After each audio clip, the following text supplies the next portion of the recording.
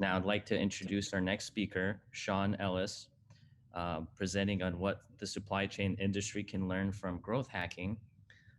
This topic is near and dear to us here at ZUUM because we use a lot of his tactics to help scale up our company. As you heard from Mustafa, we've had some amazing growth as of late, and we attribute it to some of the tactics and call it systems that Sean teaches people and has been doing it for some really big companies. So without further ado, let me do a quick bio of Sean. Sean has helped companies like Dropbox, LogMeIn, Eventbrite, Uproar, and Lookout go to market as VP of Marketing and Growth, in addition to launching and selling two businesses. He's also the author of the book Hacking Growth, and he speaks frequently at many different events. So welcome, Sean. Thank you, Matt. Great to be on here with you. So I'm going to see if I can do a screen share real quick here. Host needs to enable screen sharing for me. All right, just give them a second to do that. There we go. And good to go. All right, well, it's great to be here with you all today. I'm going to be talking about growth hacking, as Matt was just saying. I coined the term growth hacking about 10 years ago, and just the idea is to give you an opportunity to rethink growth and have a little bit of better understanding of what growth hacking actually is. So Matt gave a good introduction to my background, so I'm not going to go into any real detail on that. So we'll just jump right into it. So when I think about growth, what I'm really thinking about is impact and how do we drive more impact in people's lives. And so some of the companies that have driven the most impact in our lives in recent years are companies like Amazon. It's really changed the way we buy. Fortunately, going into the pandemic, it was good that they had gotten so much traction. And then Uber as well, changed the way we get around. Airbnb changes where we stay. And so growth is really about impact. And these companies have really quickly grown the impact that they have in people's lives. Clearly that these companies are also disrupting a lot of traditional industries. So whether traditional retail or the taxi industry or the hotel industry, every time people move to a new way of doing things, they're leaving behind something else, which becomes pretty painful. So what's the difference? How are these companies doing so well?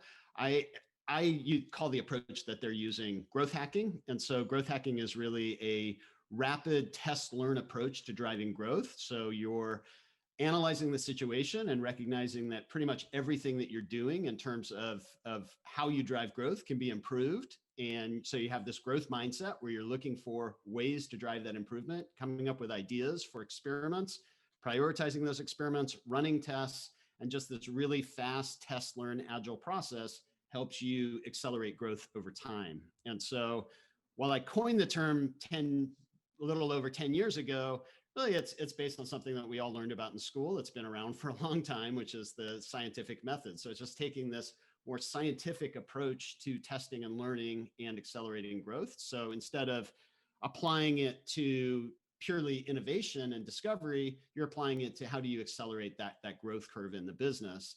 And another thing to think about for that growth curve is that it should be based on the value that you're delivering. When you're focused on value you're delivering, that growth tends to be sustainable over time. So in growth circles, we refer to a North Star metric as a great way of being able to capture what is the expansion of value over time. And so it's that footprint of value that you're delivering across all of your customers is really what is captured by this North Star metric. The concept can be a little confusing, so I'll give you a couple of examples. So Uber focuses on weekly rides. They know that the more rides they deliver each week, the more value that they're delivering to drivers and to passengers. And so if they focus on that instead of just app downloads or even revenue, they're providing more and more impact. So the bike sharing companies are also focused on weekly rides. And then companies like Facebook and Slack are focused on daily active users. So the more daily active users there are on these platforms, the more value everyone's getting. And so if they continuously grow that daily active user number, they're going to be able to sustainably grow their business. So you might be asking, why would you not just focus on revenue? Obviously, revenue is extremely important for business, profit even more important. But if you are growing revenue at a rate that outpaces the value you're delivering, there's a good chance that the revenue is going to crash over time. And so, and teams tend to also be a lot more motivated by value, and that ties to mission. And so, if you can motivate a team to grow that value in a measurable way, then revenue will generally be sustainable over time. Okay, and so a couple of things about experimentation to think about. Normally when people think about growth, they're thinking about just kind of the marketing channels, how you acquire users, but there's really a lot more areas where you can run experimentation, from how people get started with your product, that's the activation, how they continue to get value over time, that's engagement, how they bring in other people, that's referral. So revenue loops, all of these things work together to move that North Star metric.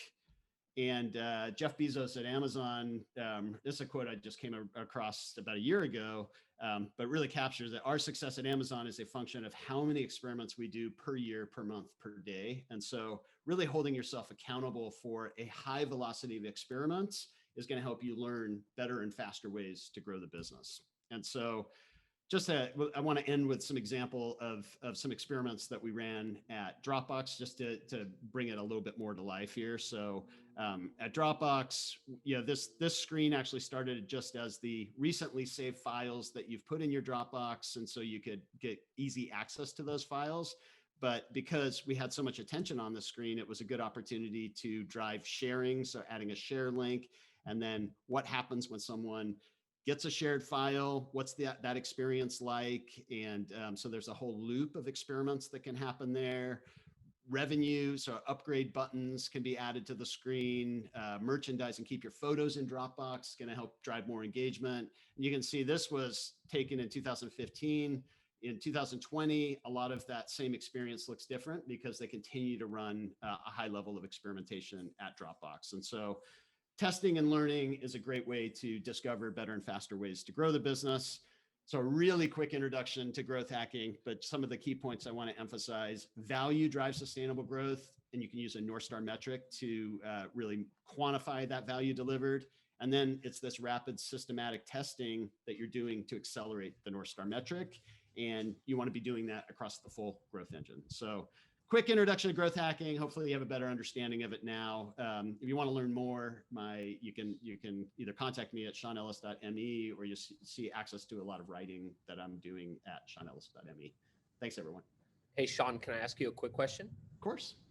So we're really big on the growth hacking team, and studying this principle. It says you want to build the growth hacking team independent of the marketing and the sales and the other departments, kind of like sitting in between.